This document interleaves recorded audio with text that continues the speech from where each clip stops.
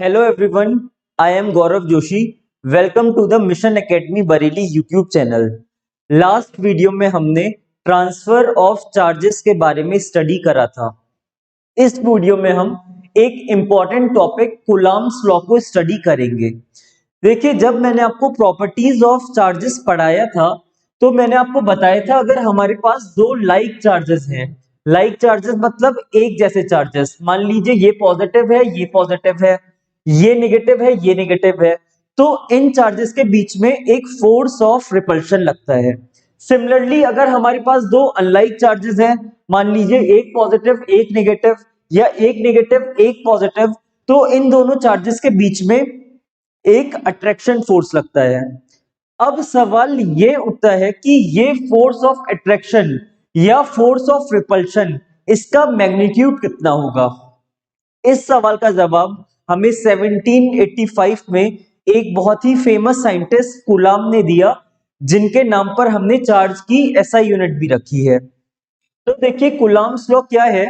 According to Coulomb's law, force of attraction और repulsion between two charges is directly proportional to the multiplication of charges and inversely proportional to square distance between them।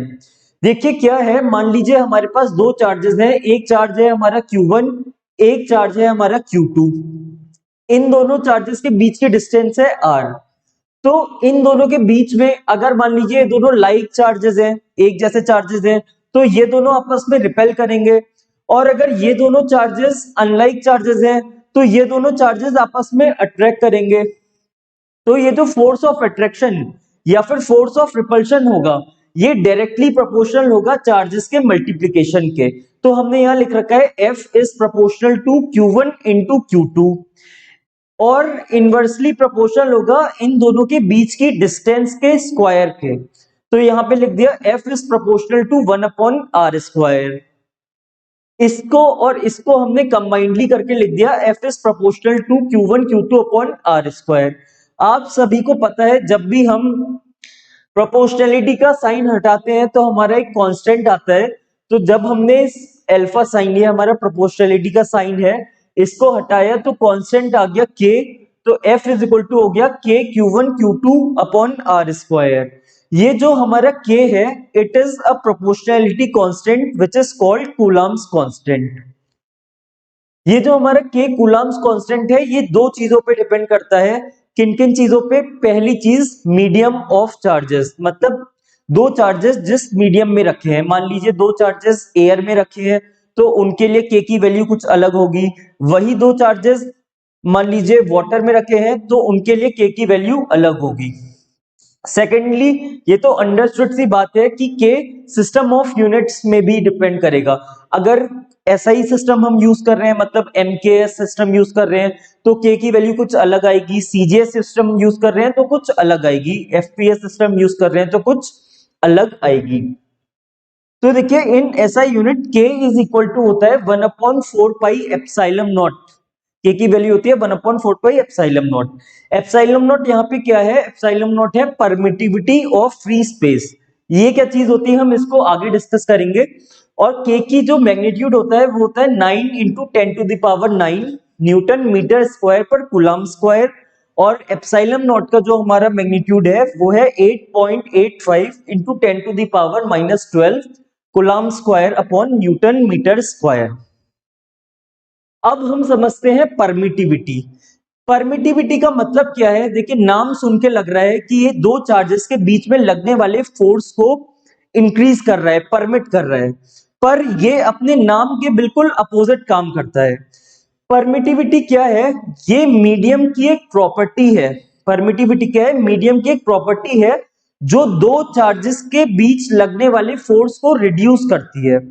What is permittivity? It is a property of medium which tries to reduce the force of attraction or force of repulsion between two charges। देखिए हमारे पास ये क्या है, k की value हमने निकाली 1/4 pi epsilon not. तो यहां से हमारा कूलम्ब्स लॉ कितना हो गया? F is equal to 1/4 pi epsilon naught Q1 Q2/r square. अगर हम यहां से देखें तो F is inversely proportional to permittivity आ रहा है। ठीक है, तो परमिटिविटी क्या करती है, एक प्रॉपर्टी है मीडियम की जो दो चार्जेस के बीच लगने वाले इलेक्ट्रिक फोर्स को रिड्यूस करती है। ठीक है, इसके बाद हमारा कंसेप्ट है रिलेटिव परमिटिविटी का। रिलेटिव परमिटिविटी का कंसेप्ट क्या है, आप लोग ने 9th क्लास में और 11th क्लास में भी रिलेटिव डेंसिटी का कंसेप्ट पढ़ा है। एक बार रिमेंबर करने की कोशिश करिए कि रिलेटिव डेंसिटी क्या होती है। देखिए, रिलेटिव डेंसिटी क्या होती है, रिलेटिव डेंसिटी बताती है कि किसी भी मटेरियल की डेंसिटी वाटर के मुकाबले कितनी ज्यादा है या कम है। मान लीजिए, अच्छा, वाटर की डेंसिटी आप लोग को पता है, वाटर की डेंसिटी कितनी होती है, 1 ग्राम पर सेंटीमीटर क्यूब या फिर 1000 किलोग्राम पर मीटर क्यूब। अब मान लीजिए किसी लिक्विड की डेंसिटी, रिलेटिव डेंसिटी है 5, तो इसका मतलब है कि उस मटेरियल की जो डेंसिटी है, उस ऑब्जेक्ट की जो डेंसिटी है लिक्विड की, वो वाटर के मुकाबले 5 टाइम्स ज्यादा है, तो उसकी कितनी हो गई, 5 ग्राम पर सेंटीमीटर क्यूब। बिल्कुल सेम कंसेप्ट है हमारा रिलेटिव परमिटिविटी का, या इसको हम बोलते हैं डाइलेक्ट्रिक कांस्टेंट, दोनों नामों से जानते हैं। रिलेटिव डेंसिटी हमें क्या बताती है, किसी भी मीडियम की परमिटिविटी एयर के मुकाबले, हम एयर की परमिटिविटी हमने ले रखी है, ये हमारी है एयर की परमिटिविटी, वह 8.85 into 10 to the power -12 coulomb पर न्यूटन मीटर स्क्वायर, ये है एयर की परमिटिविटी।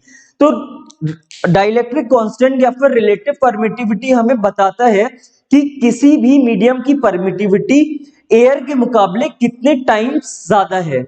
जो मिनिमम परमिटिविटी होती है, कम से कम परमिटिविटी जो होती है, वो एयर की होती है। इसीलिए अगर दो चार्जेस एयर में रखे हैं तो उनके बीच में लगने वाला इलेक्ट्रिक फोर्स मैक्सिमम होगा। ठीक है, इसका हम मैथमेटिकली देखें तो इसको हम रिप्रेजेंट करते हैं एप्सिलॉन आर से, या फिर के से भी कर सकते हैं। तो एप्सिलॉन आर या फिर के इज इक्वल टू होता है epsilon M upon epsilon naught के इक्वल। यहाँ पे एप्सिलॉन आर या फिर के जो शो कर रहा है, ये शो कर रहा है dielectric constant. Epsilon M show कर रहा है, एप्सिलॉन एम हमारा शो कर रहा है परमिटिविटी ऑफ अ मीडियम, और एप्सिलॉन नॉट हमारा शो कर रहा है परमिटिविटी ऑफ फ्री स्पेस या फिर परमिटिविटी ऑफ एयर, या कह सकते हैं परमिटिविटी ऑफ वैक्यूम। तीनों सेम चीज है, permittivity of medium, permittivity of free space and permittivity of vacuum, ये तीनों सेम चीज है। तो आई होप आपको ये कंसेप्ट समझ में आया होगा परमिटिविटी एंड रिलेटिव परमिटिविटी का। इसमें अगर आपको कोई डाउट है तो आप कमेंट सेक्शन में देखिए करिए। ठीक है, नेक्स्ट हमारा है characteristics of Coulomb's law. Coulomb's law की क्या क्या कैरेक्टरिस्टिक है, तो देखिए इसकी पहली कैरेक्टरिस्टिक है it is applicable slash valid only when point charge is at rest. तो सबसे पहले हम देखते हैं पॉइंट चार्ज क्या होता है। देखिए, आपने 11th क्लास में एक कंसेप्ट पढ़ा होगा पॉइंट मास। अगर आप रिमेंबर करने की कोशिश करें तो पॉइंट मास क्या है, अगर किसी ऑब्जेक्ट का पाथ कवर्ड उसके खुद के डिस्टेंस के मुकाबले बहुत ज्यादा है तो हम कह देते हैं ये पॉइंट मास है। फॉर एग्जांपल, कभी कभी हम अर्थ को भी पॉइंट मास मानते हैं, और कभी कभी हम एक अगर ट्रेन है उसको पॉइंट मास नहीं मानते हैं। तो एक बहुत ही सब्जेक्टिव चीज है पॉइंट मास। इसी तरह से हमारा होता है पॉइंट चार्ज। पॉइंट चार्ज मतलब ऐसा चार्ज जिसका मैग्नीट्यूड डिस्टेंस के मुकाबले काफी कम है, उसको हम बोल देते हैं पॉइंट चार्ज। तो मैंने आपको फर्स्ट वीडियो में बताया था कि हम अभी पढ़ रहे हैं इलेक्ट्रोस्टैटिक्स, मतलब चार्ज अगर रेस्ट में है उस चीज की स्टडी कर रहे हैं।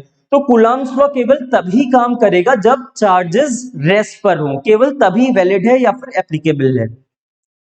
सेकंड हमारा है it obeys inverse square law. देखिए, इनवर्स स्क्वायर लॉ आप लोग पढ़ चुके हैं, जैसे आपने ग्रेविटेशन फोर्स में पढ़ा होगा, F इज इक्वल टू होता है G m1 m2 upon are square, तो वो भी इनवर्स स्क्वायर लॉ फॉलो करता है। ऐसे ही ये भी इनवर्स स्क्वायर लॉ फॉलो करता है।